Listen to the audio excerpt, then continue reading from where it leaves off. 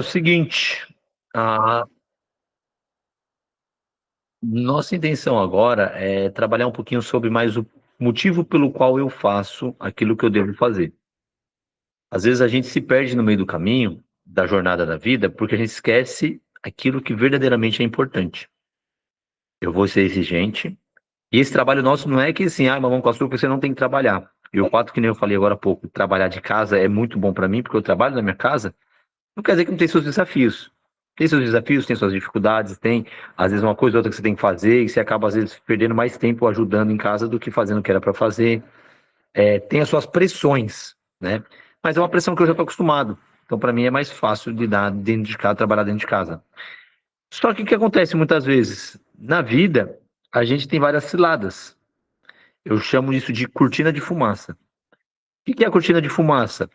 São coisas que nós costumamos fazer e sem perceber aquilo acaba roubando aquilo que é mais importante da nossa vida. Então, vou pegar um exemplo, tá? Quem trabalha e fala assim: eu trabalho para conseguir uma casa, para deixar isso para o meu filho.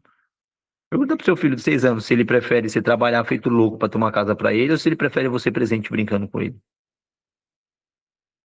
A criança, ela não quer saber da casa, ela quer saber do pai presente, da mãe presente, né? E não quer dizer que você não tem que trabalhar, mas quer dizer que eu não posso esquecer que ele também é importante. Porque senão eu corro um grande risco de ficar focado só no ter e esqueço das pessoas, né? Imagina o seguinte, eu quero ficar, vou pegar aqui um exemplo, tá? Que eu acredito que seja o caso da Rô. A Rô quer ficar milionária, sim? Mas faz sentido você ficar milionária sem seu esposo, sem as pessoas que você ama do seu lado? Não, vou ficar milionária junto com o esposinho.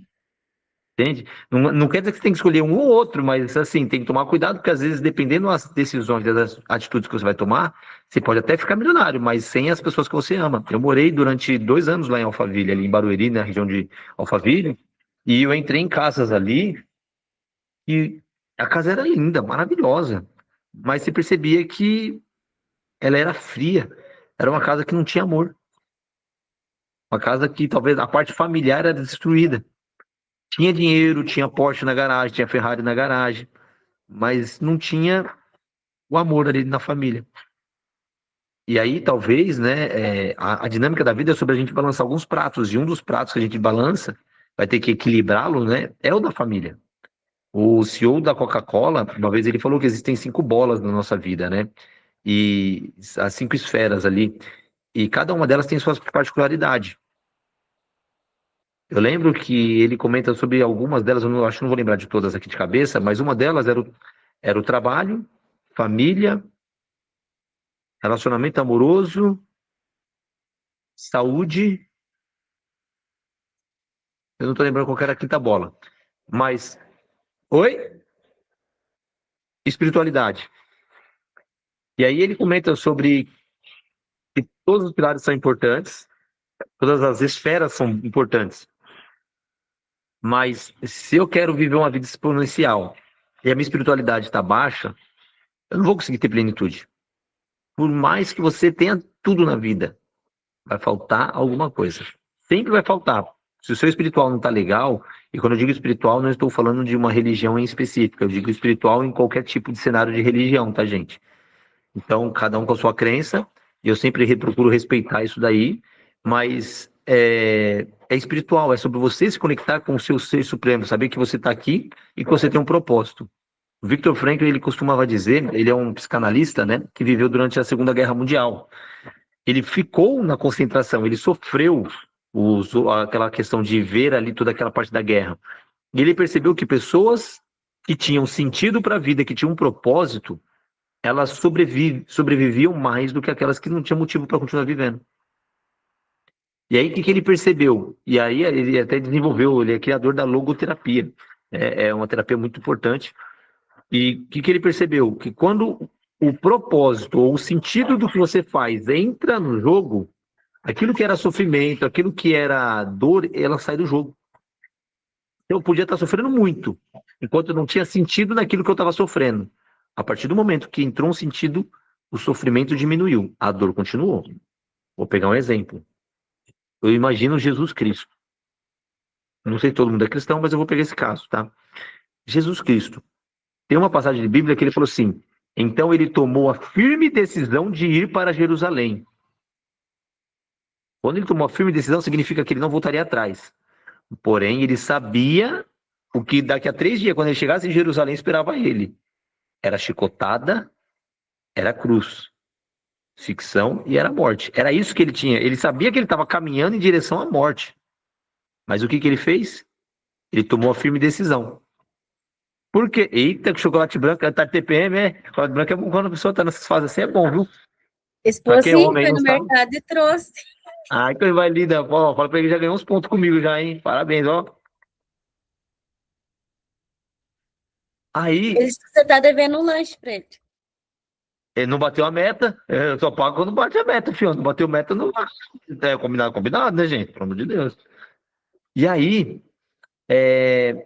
dentro dessa firme decisão que ele toma, que Jesus toma para ir para Jerusalém, para ser crucificado, ser morto, para ser insultado, para ser despido, para viver o que ele ia viver, vamos falar a verdade, em sã consciência ninguém tomaria essa decisão, em sã consciência ninguém suportaria esse tipo de decisão. Mas o que acaba acontecendo? Que Jesus, ele tinha um propósito que era salvar as nossas vidas. Ele sofreu a dor, ele sentiu a dor, mas sofrer daquele sofrimento de angústia, o nosso cérebro, humanamente falando, isso daqui é cientificamente comprovado, tá, gente? O máximo que a gente consegue sentir uma emoção é 90 segundos. Eu tô com muita raiva! Por 90 segundos. Depois de 90 segundos, já passou sua raiva. Mentira, Rafael. Minha irmã me xingou e eu tô com raiva com ela até agora. É porque você é uma anta que quer ficar repetindo isso no seu cérebro o tempo todo. Então você fica relembrando, o seu cérebro não sabe o que é presente, não sabe o que é passado, e ele fica lembrando como se fosse agora aquilo que aconteceu. Mas o sofrimento é 90 segundos. 90 segundos é o tempo máximo que você aguenta sofrer. Depois de 90 segundos, o seu cérebro ele vai dar um jeito de canalizar essa dor para algum outro canto. Então ele vai te dar dor de cabeça, ele vai começar a jogar para outro canto, vai dar um câncer, vai te dando outras coisas, ele vai criando outras formas, mas o cérebro ele só fica 90 segundos sofrendo. Não concordo com você, pesquisa na internet você vai ver que eu não estou mentindo. É a verdade. Então, o sofrimento ele acaba sendo opcional. Não quer dizer que não está doendo. Estávamos no método selfie, não sei se ainda está aqui, não sei, nem reparei. Aqui está arriscado ainda aqui do pescoço? Não, né? Já cicatrizou. Acho que não. Acho que não tô vendo Já mais, não. cicatrizou. Eu tomei Mas uma eu agulhada lembro. assim, que tava sangrando assim, que o pessoal, o que aconteceu? Eu falei, não sei, véi, aconteceu o quê? Eu tava lá no fluxo fazendo um Levou negócio uma que eu nem percebi que unhada. mais. Uma, 3 unhadas assim aqui, ó, ficou aqui. Ainda bem que a esposa dele estava lá presente. Ô, sorte. Eu não vi o que aconteceu e não doeu. Vou falar a verdade, assim, doeu não. Mas quando começaram a falar que tava sangrando, começou a doer. Vocês acreditam num negócio desse? Que até então eu não tava sentindo dor, até que começaram a falar que tava doendo. Aí todo mundo, meu Deus, não sei o quê. Eu falei, vou parar de focar nisso, porque se eu ficar focando na dor, vai doer mais. E aí, por que eu tô falando sobre isso? Porque na área espiritual é importante, mas a gente tem que ter um firme propósito. Se essa esfera espiritual cai, a gente tem problema. A esfera da saúde, se ela cai e quebra, a gente vai ter problema. A esfera do relacionamento, se cai e quebra, a gente vai ter problema. A esfera familiar, se cai e quebra, a gente vai ter problema. Qual que é a única esfera que pode cair que a gente não vai ter tanto problema? A do trabalho. Porque ela é feita de borracha. Todo o resto é feito de vidro. Mas a do trabalho é de borracha. Caiu, beleza, você vai dar um jeito de fazer outro. Gente, antigamente, vamos falar a verdade, há 10, há 20 anos atrás, eu diria que era humanamente impossível você trabalhar da sua casa, fazer dinheiro sem sair de casa.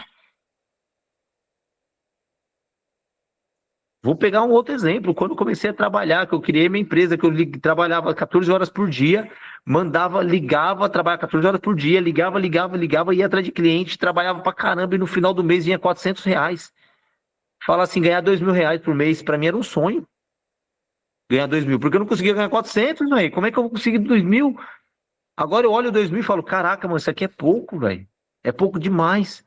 Tá certo que naquela época R$ 2.000 valia mais do que hoje, tá, gente? Mas ainda assim era pouco. Olhando naquela minha condição lá, era pouco. Não era o que minha família merecia, velho. E ainda acho que o que eu ganho hoje não merecia. Eu olhei esse tempo atrás, eu casei em 2010, há 15 anos atrás. E esse dia eu passei na frente do hotel que eu passei a lua de mel. Eu falei, nossa, que hotel porcaria, mano. Eu fiquei com vergonha, né? Eu fiquei com vergonha de olhar e falei, mano, é sério mesmo que eu trouxe minha esposa pra primeira noite nossa pra uma porcaria dessa aqui, mano? Nem pra ser um negocinho, pelo menos tinha banheira, né? Pra falar assim que não foi, né? Pelo menos tinha uma banheirinha, mas, pô, caramba, que hotel feio da bexiga, vai dar pra ter ido no hotel melhor. É doido uma coisa dessa. É doido, porque aquela ali foi a primeira vez que eu dormi num hotel na minha vida. Tinha banheiro, eu achei mó chique o negócio. Aí esse dia eu tava no hotel com banheira lá em Copacabana, de frente pra praia, reclamando do café. Eu falei, que merda. Gente, é sério, velho. A gente vai crescendo, evoluindo, e não percebe. Eu tava agora no mês 7 lá em Copacabana, com meu filho e minha esposa no hotel, no quarto andar, com hidroginástica, não sei o quê. E eu achando ruim o café da manhã. Ah, mano, não é possível que eu tô reclamando do café da manhã num lugar desse aqui, mano. Não é possível. Eu me peguei reclamando do café da manhã, velho. Vocês têm ideia? Falei, ah, mas não aguento mais. Fiquei a semana lá, né? Eu não aguento mais tomar esse café da manhã aqui. Aí meu cérebro falou, então para de comer. Tá ruim, para de comer, ué. Gente, isso é doido. Mas, falar a verdade pra vocês, se naquela época eu falasse assim, Rafael, eu queria um sonho. Como você acha que um dia a sua vida seria daqui a 10 anos, 15 anos, quando eu ia casar com a minha esposa? Eu juro pra vocês que eu nunca ia imaginar que seria o que é hoje. Eu juro pra vocês. Mas a gente tem que sonhar com alguma coisa. Porque se não tem sonho, a gente se frustra. Se eu não tenho um motivo, um propósito, a gente se frustra.